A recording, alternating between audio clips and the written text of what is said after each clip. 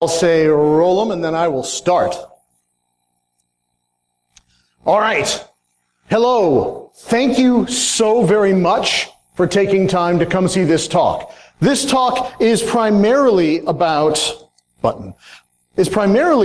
how do we make a transition from point A to point B. Maybe you've been in this industry a long time. Maybe you're thinking of transitioning from one to the other. Maybe you're just stuck in a rut and trying to figure out what you're doing. But I think all of us safely can say at some point or another we have faced our own version of imposter syndrome, right? We've all gone through the, nope, not me, I don't know enough, oh my gosh, I'm just terrified. I'm not good enough, I'm not good enough. The thing, whatever your thing is. I'm going to start instead with a story and kind of get back to that. So I don't know how you grew up, but in my house, my brother had the stereo, which meant I had to watch or listen or whatever to what he wanted to do. So that meant 80s music. It was the 80s, so the band Yes, 5. There were all kinds of crazy ways people would try to get information. You get it on the radio, right? But let's talk about that for a second. There was no internet yet. There was no ease. There were no devices in your hand. Well, they were Walkman, right? So you might have had headsets or whatever, but my brother had Yes 90125, and he played it over and over again, and I discovered my own sound. The thing I liked, it was different. The art of noise was a couple of crazy people in a lab making music, in my mind. And so what happens is, I go and fast forward a few years after having been force-fed, owner of A Lonely Heart, and this entire album of really creatively built stuff, and I said, but where's my stuff? I would like my own. But if you grew up, depending on how you grew up, we only had the one stereo, so I got to hear a lot of Yes music. Meanwhile, I went back later on and took another listen to 90125 when I had some clarity distance. We're talking years. And I discovered some new things about myself. I learned that I really dug the way they built this album. And I said, but why would I care? What is it that makes this so different? It turns out there's this dude. His name is Trevor Horn. And it turns out he has made tons of albums that I've heard that song, and these are all really popular things. Maybe I just love Trevor Horn as a producer. Do they know it's Christmas? If you've ever heard of Relax, Don't Do It, Frankie Goes to Hollywood, that kind of thing. I just like his work. But whatever happened to the art of noise? Well, they broke up, right? Nothing new. Gone, bye-bye, thanks so much for playing. Except they brought out one of these liquidation sale box sets. I don't know if you've seen this with any of your bands. It was basically just piles of music. There was nothing new in it, and it was gone. But if we come forward much closer to now, meaning like last year, 2 years ago, you get to wondering, where are they now? Whatever happened? And maybe you stumbled across something in your social media to find in the margin of another ad by accident. It turns out, I found out that there's this guy. You look through about that guy who produced the albums and everything else. He had a music programmer that worked for him. His name is J.J. Jesselsick. J.J. Jesselsick is the thread that ties this story together, because it turns out this producer had his programmer, and that programmer had happened to be working on 90125 and was listening to some drum beats he was capturing to help produce the album. And it turns out during that he got this crazy idea to make the art of noise. So the thing that I grew up loathing turns out to be the only reason the art of noise actually existed.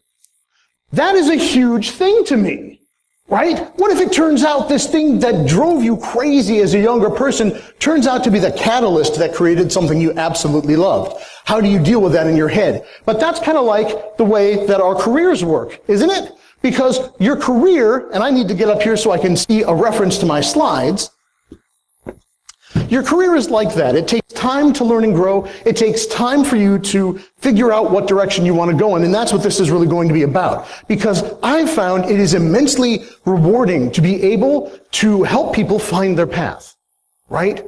And I think it comes to us in waves. It goes in different ways as we progress. So how do you do that? How do we add value to ourselves or other people? And that's where conferences become this amazing place. Not just that we all get together in a room and talk about the stuff that broke, worked, didn't work. We need interaction to figure out the next step of our journeys. To know that we're not alone, even if, it's to talk about that thing that we're not thrilled about, it takes two people to say, I hate this. Oh, I hate it too. Oh, great. And boom, and off you go. It's a start, and that's what we need. So one answer to add that value could be maturity. The ability to admit we're wrong or need help. If you got to see Side Dragon's talk, it's really a lot about that maturity, isn't it? It was working through his own misunderstandings about himself, his misgivings, his own trust issues, among other things. But that's that maturity. Another involves actively seeking the help of other people, or the influx of new ideas. Hello! Welcome to CircleCityCon. It is a wonderful thing to have the opportunity to stand here in a room with you, that you are actually here listening to some idea from this guy. I appreciate each and every one of you who took the time to come out here and hear this, because it means to me that you had a curiosity or a break in your schedule. Either one, I'm good with both at this point. The thing is, we cover these ideas as an arc. Have you ever heard of a story arc? Story arcs are these ideas that, hey, there's kind of a first part and then you're going to come back and visit another part of the same story. If you've ever seen things like, Pulp Fiction, or a story that you just see a piece of it and they aren't necessarily told in order, but you come to realize it's all part of a larger story. That's what this is going to be about. Now, that's the metaphor we will use to have this discussion. But there are some disclaimers that are necessary as we go on our journey together, and that is that you have to leave the comfort of the herd. If you ever saw that show from a few years back called Chuck, it was the idea that you can't just stay in your little group. Chris talked about this too. If you have an opportunity to go out on your devices or look up a talk or two, look for a talk by L.O. Punk. That's E-L-L-O Punk. That talks about how to be a mentor and how to get mentored. It's a fantastic talk that helps expand these ideas that we're about to go over. Another one is from my friend who's sitting in the back of the room. Yes, it's Kathleen sitting right back there. She does a great talk that actually covers how we communicate and build in a community. How do we volunteer? What does it mean? What do we do and how do we learn? And that's where we go with this, because you will meet jerks. This is not going to be easy. This is going to be, there are times where you get nipped or talked down to or misspoken to or about. And these things are going to happen and they're going to stink. They're going to stink and they're going to hurt. And that goes right back to Side Dragon again. That emotion. If you see L.O. Punk's talk, it talks about dealing with that. And how do you feel? What's your self-worth? And going back to adding that value. But persistence pays. We know gatekeeping is bad, but persistence will win the day most of the time. So let's talk about this. The agenda, again, in story arcs, right? And being able to understand all of these parts of one journey. Yours. This is about you. Where you are. So we're going to talk through some of these. If you imagine, again, it's as you prefer. It's getting that start and saying, how do I drink from this fire hose? And moving on to, wait, I think I figured out where I want to be. And then it's, oh wow, wait, I think I have something to contribute. And then you realize, I think it would be rewarding to help others contribute. And then you have to defend at all levels against the big bad burnout beast. But let's get into it. There are many types and locations for cons and events. You got your local stuff, you've got regional stuff. You should always start at the meetup and the local professional associations. Hello, I'd like to tell you I have this certificate right here and it's amazing. And you're, okay, great, and thank you very much, and I'll have a piece of that pie. That's terrific, thank you very much. Oh, a drink ticket, I'll take one. And you move on and you try to figure out where you can go. I know, why don't you visit a local or regional B-Sides conference? That would be nice. Why? Because you need to do that before you take on some of these. If you have ever gone to DEF CON or some other larger event and you're like, oh my gosh, look at all the people. If you go to the shopping mall and decide, nah, you might want to rethink just going to DEF CON as your first outing all by your lonesome. It's great to get a travel buddy or someone you can say, too much, time to go see the pinball museum, whatever it is. Now, when you look at traveling further, you can learn about other cultures. It broadens your own perspective, which is what we need to do, each of us. is to realize being alone in the room will not help you get out of the situation you're in. If you are trying to grow your career or move forward, you're going to have to think about other places. Hey, get out. CircleCityCon. You should check that out. But really, there are sometimes no substitutes for finding a conference that is more specialized to your need. Because once you find that piece of direction that gets you going, that really programs you, or gives you that sense of, oh my gosh, I am not going to bed tonight, or how did it get to be sun up?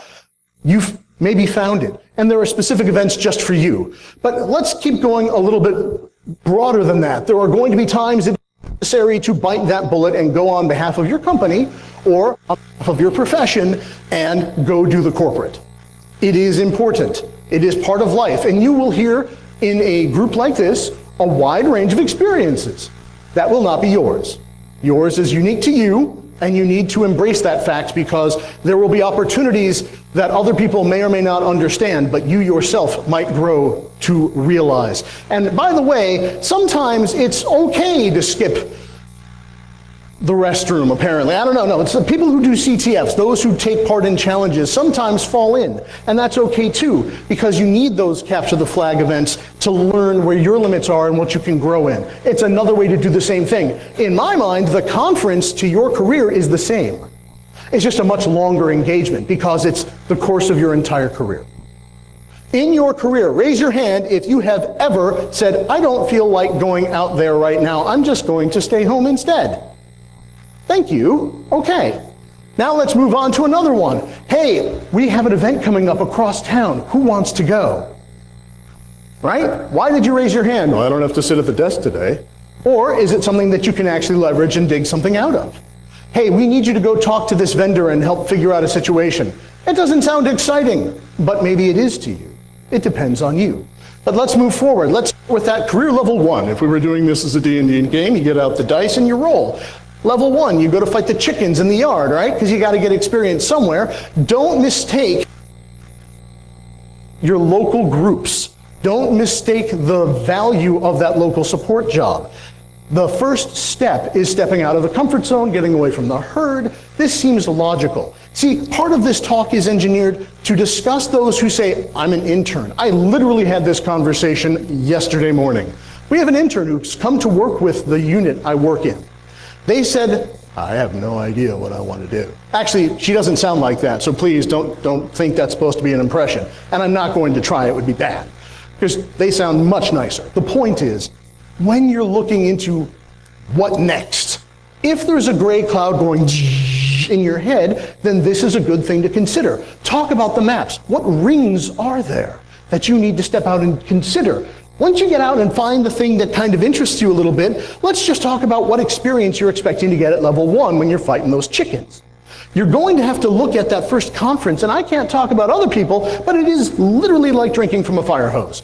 The very first event I went to was B-Sides Las Vegas back in 2011, okay? Short story, the guy who was up here just a few minutes ago was the guy I ran into. Didn't know who he was. I just got done helping move some boxes. And I said, what do I do now? And he said, what can you do? And he said, why don't you go join the security team out there? Well, it turns out someone flaked on the AV team and I was able to join up with them because that's where my experience was. But they gave me the chance. You see, I had taken the chance to step out. They allowed me to come in. What will you do for yourself in this way? Will you, just like Chris talked about the dog shoveling the snow, take the chance and step outside that comfort zone and push for your experience? You're going to have to get away from the wall. If you have a lot of trouble talking to folks, this is going to get in your way. You're going to have to work on that. Even if you walk up the very first time and put your foot all the way into your mouth, and the only thing that prevents you from inverting entirely is your belt buckle. It is important to recognize mistakes will be made. Move past them. Get over them.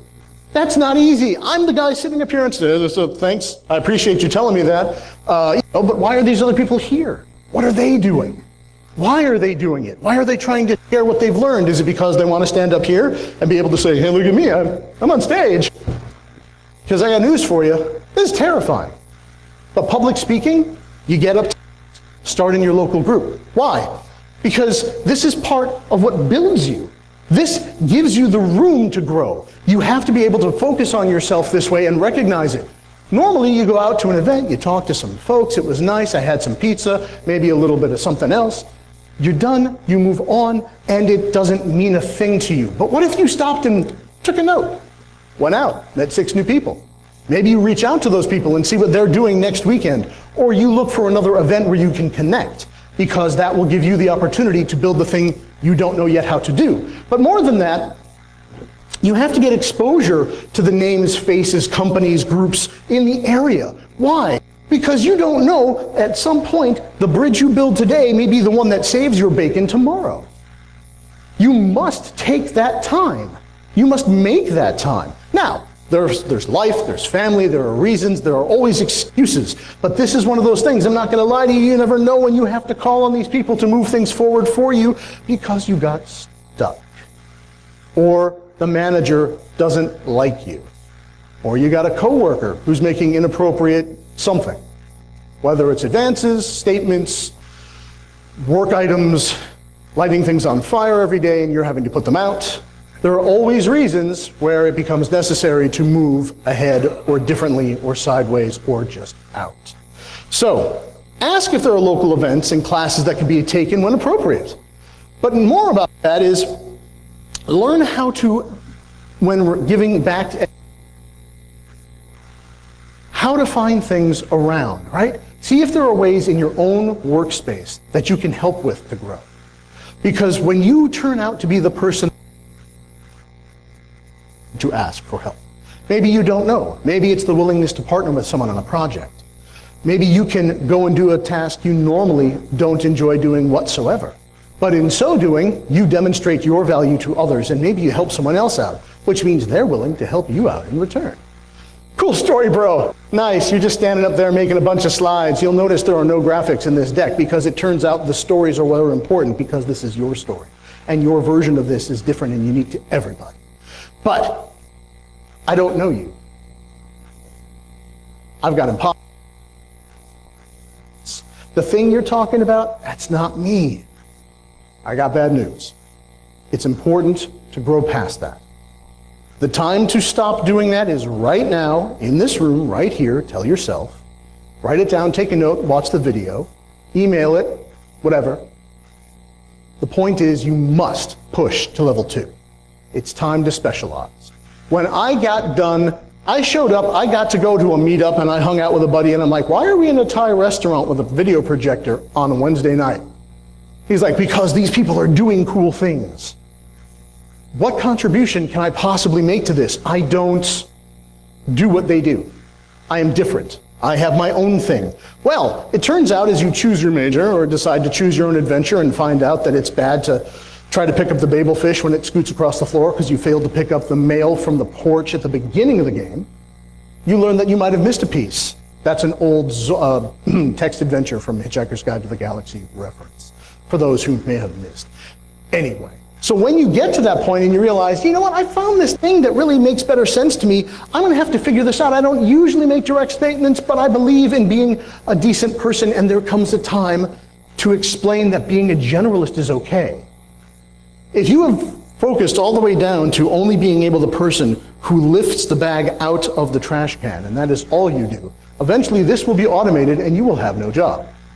You must, in my opinion, I don't usually foot stomp, but there you go, you must be able and willing to be an inch deep and an ocean across, and be willing to dive in when it's necessary. And because, for me, that's been the ability to adapt and actually build my own career, because I am not that guy.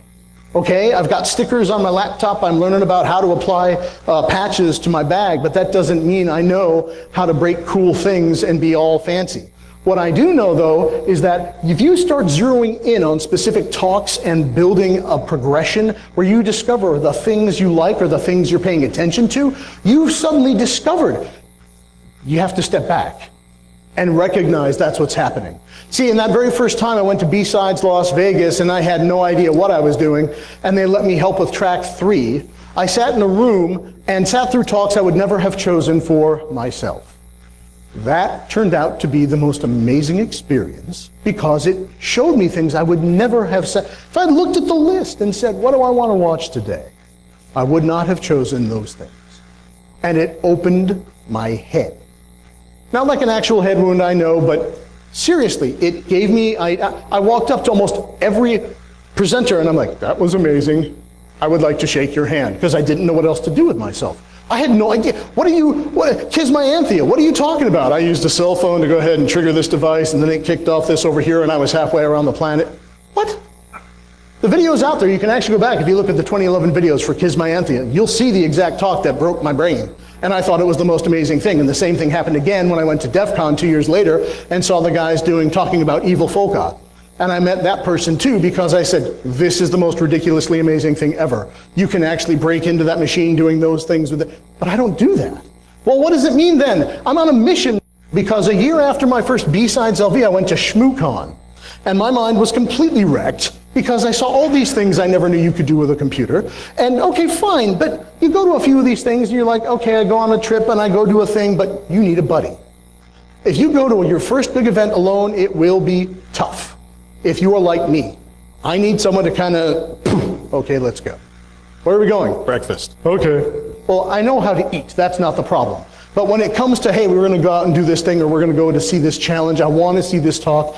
Why am I standing in line for an hour? Why am I standing here? We're waiting for the next talk. Who cares? But you do, and you should. Because at a larger, more nationally attended event, there is a much broader cross-section of attendees, which means new ideas. Be hungry, be mentally Pac-Man, be Frogger, whatever it takes. You've got to decide that you're hungry. And when you're hungry, you're willing to move and take those risks. And because you have to go back to the idea of attending with that buddy who's going to help guide you a little bit, at least to get the ropes, right? Figure out where you're headed. And when you get closer to that thing, you're going to discover that you bring back something cool to your boss. No, it's not that strange itch and a cough. I'm talking about the fact that you can bring back ideas that you saw at this conference that may be applicable to your actual work life. And in so doing, the possible collaboration with other teams who want to implement the protections against the attacks you saw.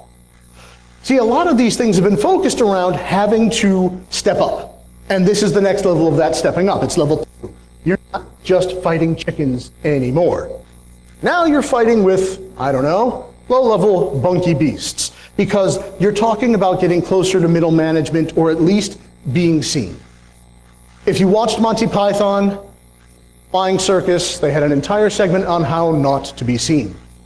This is the wrong talk to be in because this is about moving ahead in your own career arc, because in second arc, you figured out what you want to do. And let's work on that because you're going to stay connected. This is the value back to you, right? The value to management was, I'm growing. I have value. I can do other things that you didn't know I could do before.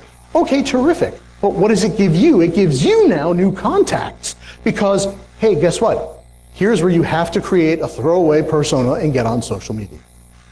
This is not the one you have your gam on. Is not the one where you're sharing about this weekend I went to. No, you might share those things with your new conference family because you're going to make some. You're going to meet up with these people. They're going to become important to you. You don't even need it to happen. You're like, that's not true. I can just throw things away. I don't need stuff. I don't care. But guess what? It really does mean something. It doesn't come quickly or easily, though. This is about having to grow up in an industry and grow your story arc to the point where you are going to have to spend real time. Did you ever play the video game Myst? Yeah, I know, I'm old. Myst, yeah. Did you pull out the pencil and the paper and start trying to draw out the map? Because you're like, I'm lost in these steam tunnels. I don't know where I am. Right here. I didn't want to do that. It was that moment of, and I had to go find paper and a pencil to go see what I could unearth. This is exactly what the problem is. We all get to that point, that, and we go home. Nope, thanks, I'm out, I'm good, bye. No, don't do that to yourself. Take the step. And you said, yeah, cool story, bro. You don't know me.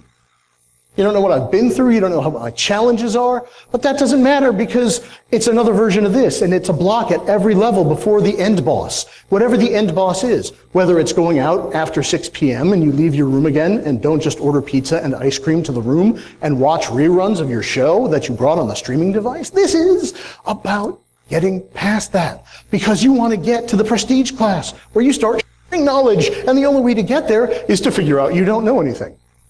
Once you're aware of the fact that you know nothing, or at least have a whole bunch to learn, you can then step outside yourself, walk up going, tug, tug, tug. More? And they look down. What have you? Give me to just start spoon feeding on what promise do you show? You may become the subject matter expert in your field, in your area. I don't mean the world, I mean like locally, because there's a lot of people out there, and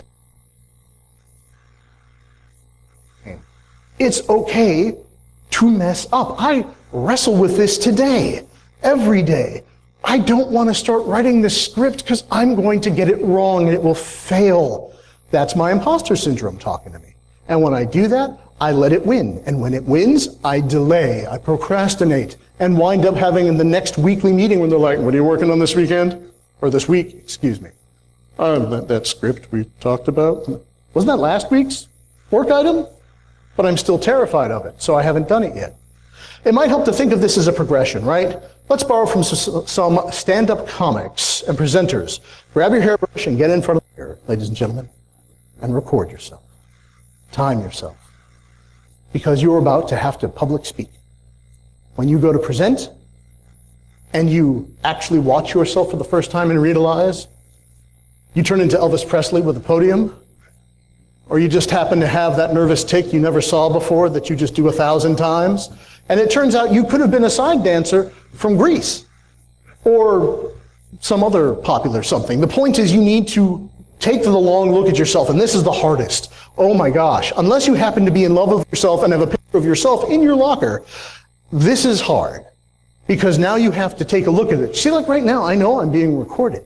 But I'm not going to break the fourth wall because that means I acknowledge that it's happening and I will get even more nervous. So instead you have to push through and move on. And when you move on, hello, Spock, I need answers. And that's what we need here. You, the person, to figure out that there is a speech cadence that makes sense to you. Maybe you want to watch your favorite whodunit show and go to the last 5 minutes and listen to the way that the ultra smart, impossibly smart, the Alex Trebek of the show.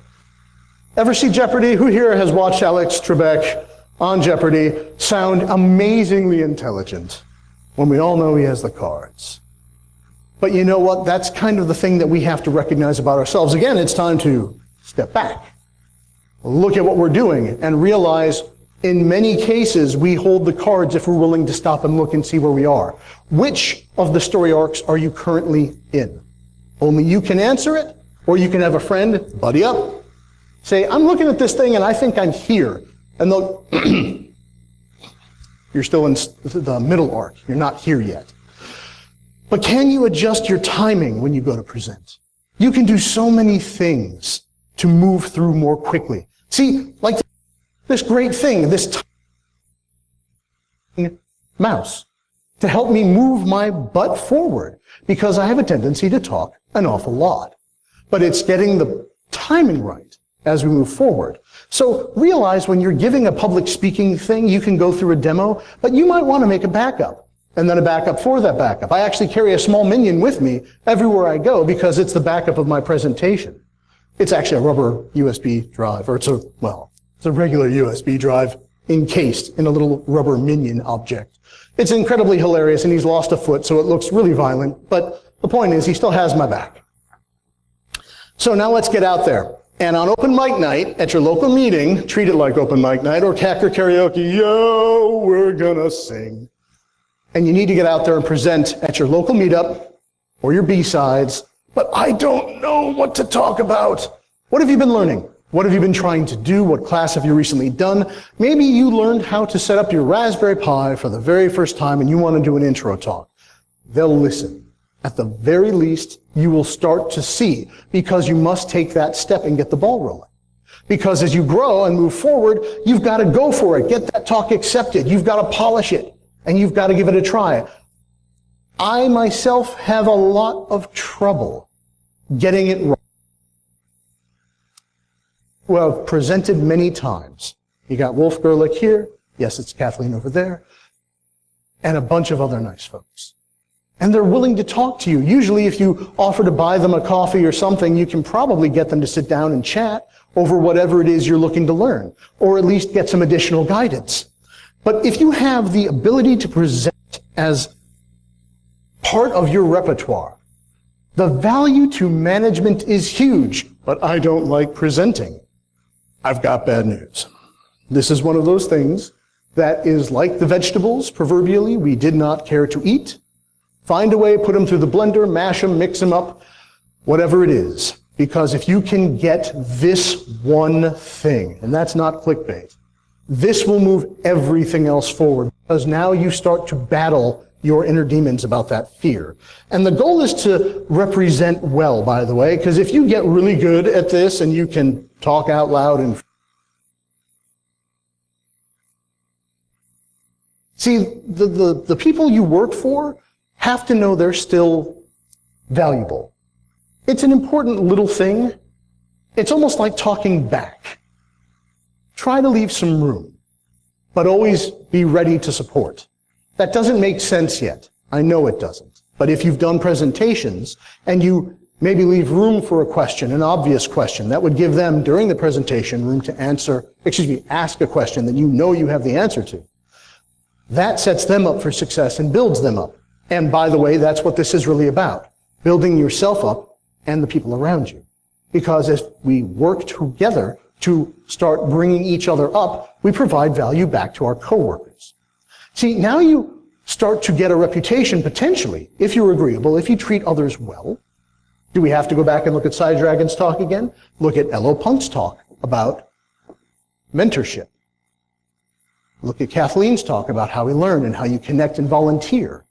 Why would you do it? Because you're looking to grow. You're looking to build each other up. This becomes so important that having presented at a conference may also expand your approach to fixing other things. Because now you have demonstrated not only your willingness to learn, but to learn from others. Just because I'm standing here doesn't mean I know anything. It means I was willing to fight my battle and stand here, and they said, we think you've structured it well enough and it's worth sharing. That's what it is. You know better than I do, I bet. Because what I do is not what you do. And the value back to you is learning that this will help with your self-confidence. And deal with job interviews. The worst presentation of your life might just be the job interview. That in traffic control. So I would recommend you practice the interview part and not the air traffic part. At least not live. Presenting at conferences puts you into a new group of people, the other presenters, those willing to share. This grows your personal network and, again, may give you a new and specific connection. Hi, Kathleen. It's so good to see you again. And so many other wonderful people, because that now means they become part of your extended network. And again, you never know when it becomes helpful to have that insight, because they've seen things you haven't. And did we not just say it's important to realize we don't know anything? So we've got to learn from those around us. Yeah, okay, there's level boss again, which means we've reached the end of another arc. But you don't know me, and I'm afraid. I have imposter syndrome. Right? Okay, fine, let's go into the fourth arc. It's now your turn to GM. You decided somehow that someone convinced you that you should run an event or start something. What is wrong with you? Nothing, as it turns out. Because this is my fourth year for coordinating B-Side San Antonio, and it actually changes your perspective about how things happen. And people say, are you out of your Vulcan mind? Because this may open the door to bigger things at work. And by the way, this can opened itself starting last year, and I'm on round 2 of that. And turns out a corkscrew inside that as you move up that little level inside the story arc. For me, I hope yours is different and better. It's not a bad thing. It just means that someone's going to come and ask you to help put on a presentation for some kids. And do you know how to make some lights blink? When they see that I'm obsessed with it to begin with. See, I took off the blinkies during the presentation.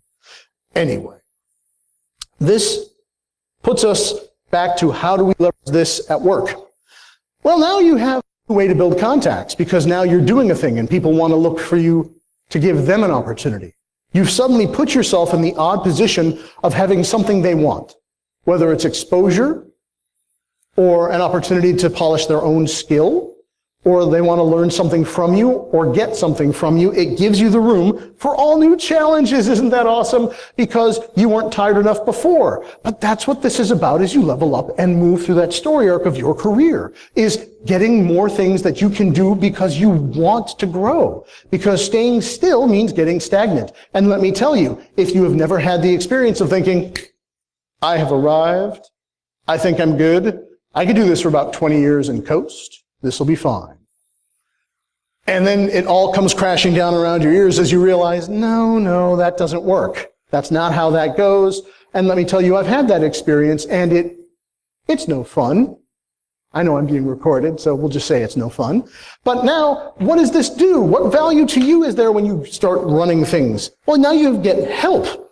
You have to learn about marketing. You learn about how to value situations and how to negotiate a little bit. And if you're not good at this, get help. Admit it openly. My very first DEF CON, there was a badge kit that was handed to me, and I had to solder something, and I said, I don't know how to solder. And they said, well, that's not our problem. Thanks for the cash. Move along. And I said, what do I do now? And in my head, the way it worked out to me is I took a little walk over to the hardware hacking village, walked in the main room, held it up and said, I am a dummy and do not know how to solder. Help. In under 30 seconds, a hand shot up in the ocean over here. And there was a line of people just like me. And this person was helping them so they could get the electronic badge up and running. Who does that? An amazingly nice person, if you ask me.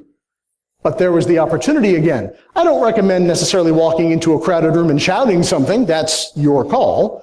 But it seems to have worked out okay for me so far because this is about team building. You're going to have a volunteer army if you try to run something at this level, and you must understand how to gently encourage without squashing. Because if you get angry and you get to that rage quit moment, and you just say, man, this is not worth it. Oh my gosh. You can tear the whole thing down. I thought it was called something like, I had a weird name I wanted to give it, but someone smarter than me said, no, it's kind of a founder's syndrome. See, you get so into something and you burn out, and when you reach that burnout, you get to this real other problem. But we'll get there in a second, because again, if we look back and say, well, it's nice for you to say it's okay to run something, you don't know what I'm going through right now, so you can't possibly understand. You're right, because you're afraid of no one showing up. B-Side San Antonio is next week. This is my 4th year coordinating the event, and we are actually on track to bring in just around 600 people.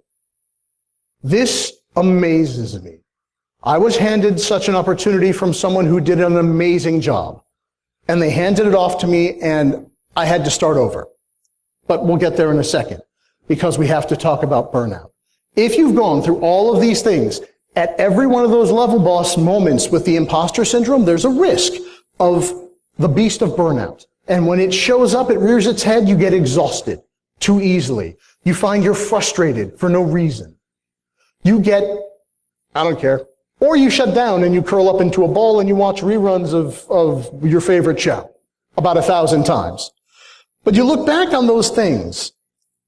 Give yourself a moment for the pity party. It's going to happen. You can't escape that. It's going to come, and it weighs on you like a wet blanket that was out in the sun and smells kind of foul. And you're like, I don't care. I'm going to sit here and then after you kind of realize you're holding on to a moldy blanket and it's rotting you, you have to look back at the things that invigorated you in the first place. You must revisit those original things, because you know what?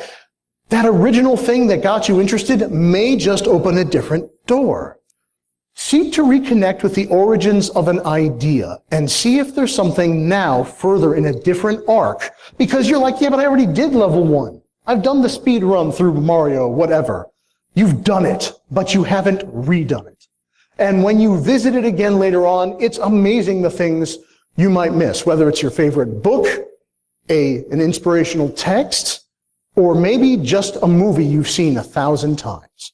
It can look for that, it can be that time to look for the people who will now reinvigorate you, the people who still care, the people who are still excited by all of this madness.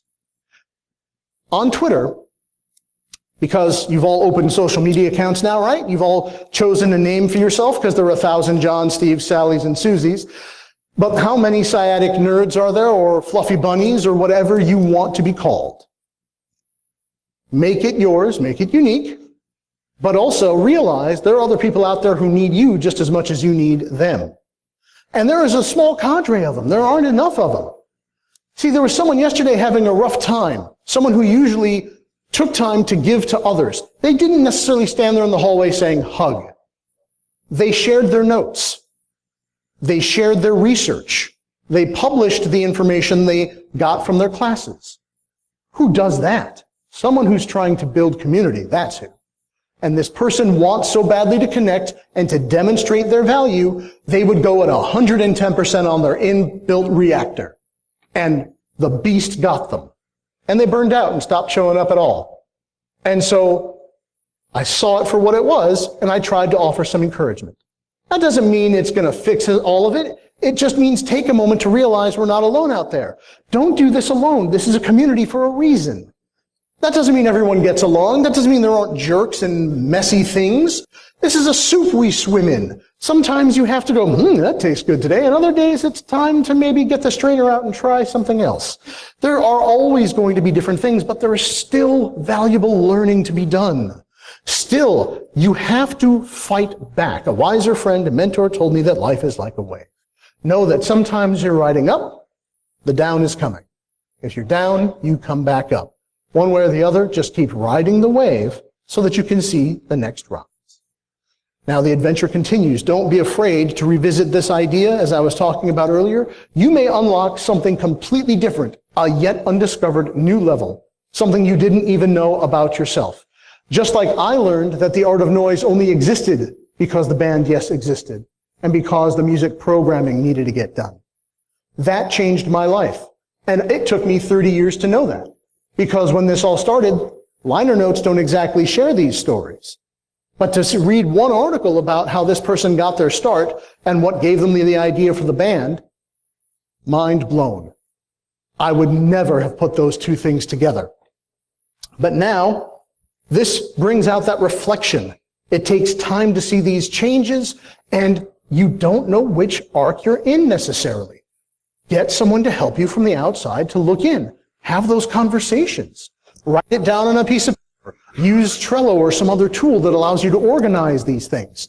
But realize that this impacts everything about what you do. When you're at your job and you're thinking about the things you want to do and you go to conferences to pick up that next piece of information, you bring that back with you. When you get to work on your hobbies, maybe it's someone you ran into here at Circle City this year. Maybe it's at DEF CON. Maybe it's at your local meetup. You don't know. I wound up rerunning into someone 2 months ago whom I hadn't seen in 20 years. And they changed my perspective on a few things as I got a different side of that story. So never discount those things. You have to have that sounding board, and honest feedback makes things better. Honest feedback. Okay? Sometimes you have to tell the person the baby's ugly. You just have to tell them. And they're going to be angry with you. I have a situation right now where someone told me that an idea that I am pursuing at B-Side San Antonio is not to their liking. And I had to say, okay. I wrote the email. Here's a huge tip. Write the email with all of the frustration that is in your being, but do not hit send. Right? Put tape on the screen, whatever you have to do. Do not hit send. Write it out, get it out so it isn't burning a hole through part of you, and then delete it. And then go for a walk. Maybe a snooze. Come back, now write the message back that needs to be written, that needs to be said. But taking into account that this person has their perspective they're seeing it from. Anyway. Usually it's not easy to hear these things. Don't be timid. Be willing to respond and explain. But this is my first InfoSec mentor, and there have been many, listened to my stuff and my goals, and they offered ways to achieve them. But as they put it, I still had to do the work, okay? This is not easy. I've described for you what has taken place for me over the course of 18 years. This is a version of that story. And if the underperforming kid from middle school who hid out in the AV do this work and have a career that has lasted for 18 years based on it, I'm pretty sure you can make some headway on your own. So, cool story. You don't know me? Don't worry about that. Be afraid, that's okay. We're building a community together. Let's help each other grow and make it better. This is the story of your career, of your adventure. Please do not miss out on it. It is something you should not miss. And I hope the very, very best for each of you.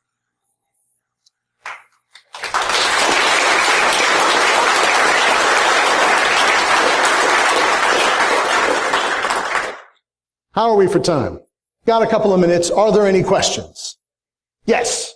So you talk about writing that email that you're going to delete. Yes, sir. Let's say when you go to delete it, you accidentally hit send. So the question was, what happens if you're writing that angry email that you plan to delete and accidentally slip and hit send? If you're using certain online services, there is a 4-second undo. I would recommend you use it. Alternatively, there is such a thing as the consequences. When those moments take place, you must now live with your actions. There is no escaping doing the work. And at some point, you either do the work or do something else. There's no magic pill to fix when someone is angry with you.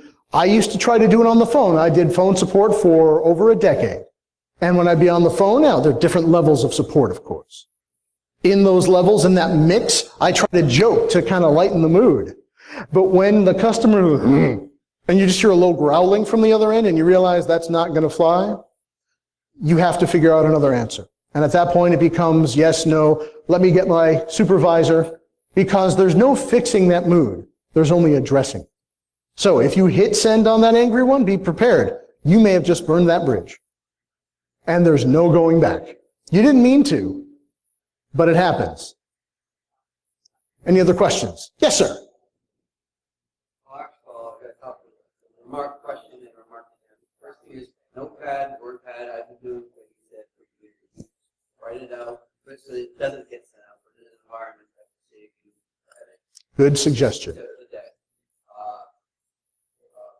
My background, I've actually recently realized I can count on things I have done. I've come back better, validated a lot of stuff to me, and now it's a lot more thought process. I like thinking on that. And the one thing I would say to anybody, if you're dealing with public speaking, I'm the best at it. The best thing is to do if you have something, it's called Toastmasters. Everybody, anybody in your community, it's the best to be involved with the fact that in any topic, it doesn't matter. You don't need to be an expert at it. About is the art of speech, the art of thought forming, and to be able to go speaking from anybody and not freak out. And we're, as a community, have that issue. So Toastmasters is something to look into. It will help everybody get up there eventually. Thank you very much. And for the recording's sake, the tip that was offered was try writing the angry email in something that isn't your email editor. Write it in Notepad or something else. And the other comment from the gentleman from the audience was, Toastmasters is a great way to break the ice on learning how to build yourself as a presenter, learning about manners and structure and order. It can be a fantastic competitive adventure all its own, but it will help with that part of the journey. All right. Any other questions? Yes, sir. Oh, excuse me. Sorry. Yes, miss.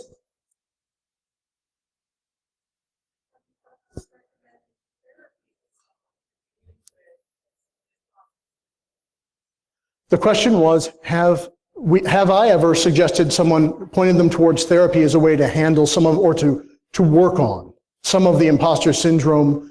And the answer is, I honestly, as a younger person, I had a little bit of therapy, and it actually was good because It helps you get those things out there.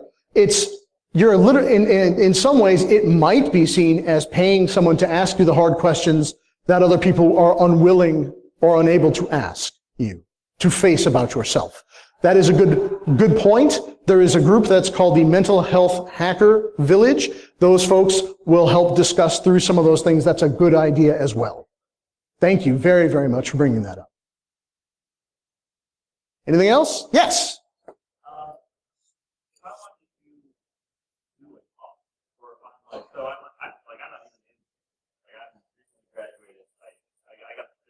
Well, congratulations for graduating. Good for you.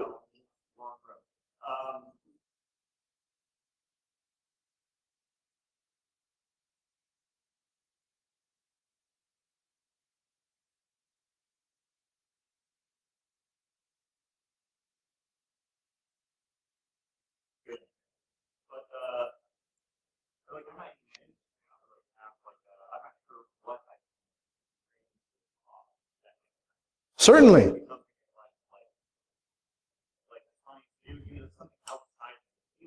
Good.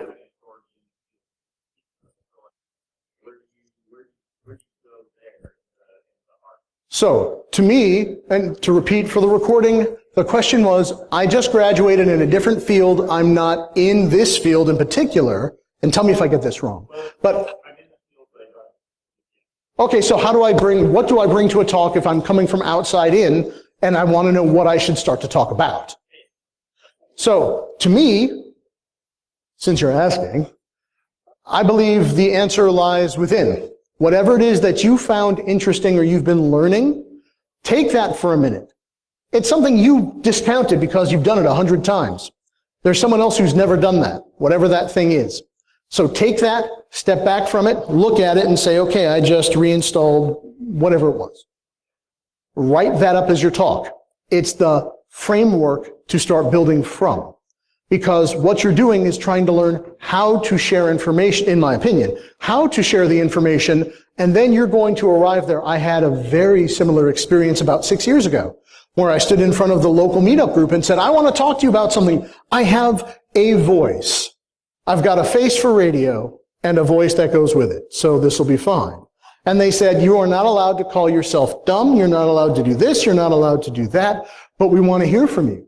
What have you been doing? And it turns out their heckling is actually a form of love in that group. I don't know about the groups you spend time with, but it turns out a silent room is a bad one.